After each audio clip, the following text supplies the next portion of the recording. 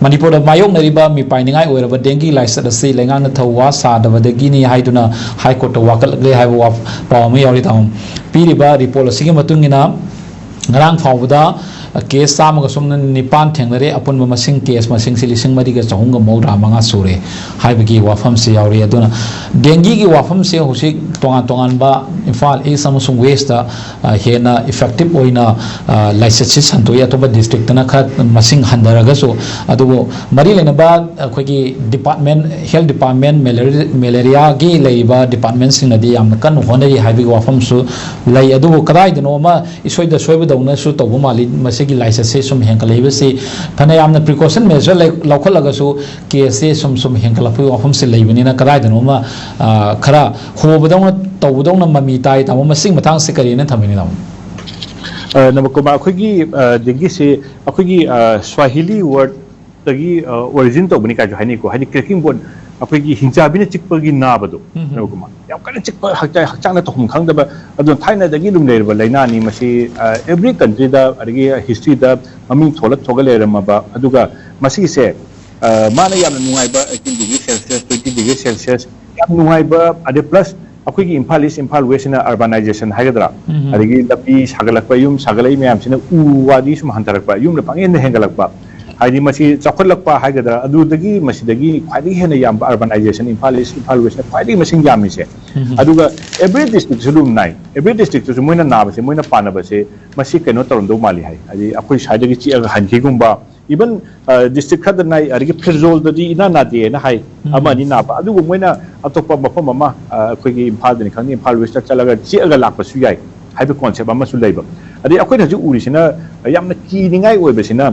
last 2-3 years tagi na ba dagi handak double almost oidore hana lising ani ga something haramani hoji reporter le se hayang se yori lising manga yorone ba lising manga yoba hai se an akhoi test to mi padam leram ngani report tawda ba phanam lerangani adu tadi masing se lising double or masu yae masina tak masida karigi mayamna prajana sauri se karigi no hai matamda akhoi exist as tai hojiki khoi maram torang ba akhoi hojiki kang se masina lei ba mafam ji ising lengdana lei ba mafam da lei bani hai je khangam ni na akhoi na mayana panel se suppose masi delhi da tawkre hoji karnataka adigi ke lamda tawkana makhoi na tawba se masi kamaina thinge na yeng kana damda ihana na hawa mafam se masigi surrounding aerial distance ta kilometer meter chani dai na chahum pause masida leiba building mayam se loina check tawe kadai ising lei kadai de lei kaino samdura pom ge hopom se bodu thing aduni kaina kan hoji ki kang si ba se kang si ne ta chi ga na ba na te kang se sina mi anaba am de chi uba natraga na kang anaba dugi macha mayam du da virus se yaw doi ne hoji ki che virus ne virus na chi amatung da mi sen na doi ne aduna magi surrounding borum kokhum leiba se aduga Karnataka daga kay to batab lupa chonga de ni lising telepo fine dum taweba suppose aina lekai amada yum ma sajalame yum do mapani get non salama chakrani yum lo sandana aduga manung dura kang mo perform ore madi yumbu do maru responsible oi madura fine am chong lawe Karnataka ga Delhi ga da Manipur su adwain to phom yam laye adigi tayar me am da le salamba aduna hawfam mafam anihum se suppose test matam se go bena test of bagi report la pakka sida test de address yaujara bani patient gi phone number yaujara bani maduda war putting the se Manipur da ude haji mafam khudi makta lai khoi gi yum makta sunai lekai makta sunai haji ke hai ba process ma'am to ko bi process amata ude ba paktang na nari ne ba adu paktang na ka hai ba ma'am yum changaga masina takpadi health ki keno se da masida depend tawri se Manipur government gi asau workers da ya thagani ko asau worker adagi sel mune tawbadu moi ngatana atopa se kya udeba aduna masidi war putting the tawdadi sungya yaroi aduga fine logadabni yum duragi adi tawinga da mi nari ngai da kholiga tawiduna amani aduna taba ai nga sa haibado adi yum mamda thado maga leina makhan lermadi fine am chong na mi on the punishment piba mi se akhoi Manipur da fine gi concept leitadi mi me wahali ai da section daraga maya wadoini haiba concept se masima darkar oi haiba siba adagi yam luwamna akhoi gi awareness level se masi chukha watpra haiba sima haiba thamdini kaina kanda akhoi gi masi sida kamaina marum koi adagi kamaini section gadabano kamaina tawgadabano habse projam yam su confuse oi ba kang ji kang loi hakadabana te kang lising ahum hena leiba variety se kang loi hakadabana te kang sina pollen gi movement da adagi ama mada yam mating pang kang kana su yam leiba ne aduna kang loina hakat tabna te masi kang sina thoan mani haibi concept se masi jo koina program am le yohon bagi akoi awareness ke kano se su yam wat pra akoi no je hai Manipur government employee lak amani aduga campaign di yamna campaign di mi amani khatang thole e aduna masi se kamaina kano da mi kamaina collect togani mi paisa kadai thadagani haidi nga sagi lai ma changada ba wa gada paisa me am do government amal leri se maduni ne koina pia le matab da kana da haidoi no hoji health mayam मैम हंगे कना हाइड्रो हानि health minister ले होजे government हाइड्रो health commissioner है मोइना 99% हेल्थ कमिश्नर करानो खंगे अदगी हेल्थ के डायरेक्टर करानो खंगे प्रजा मैम कइनो हाकांदा मी खदन खंगदा बनेबा अदि मिनिस्टर हादि खंगी गवर्नर हादि खंगी अदुना मसीमा द कदाय द हाइनी कइ तोगे हेल्पलाइन मैम से अदगी अमना अखोइगी चाबा थकपदा इसिंग यामना थकपा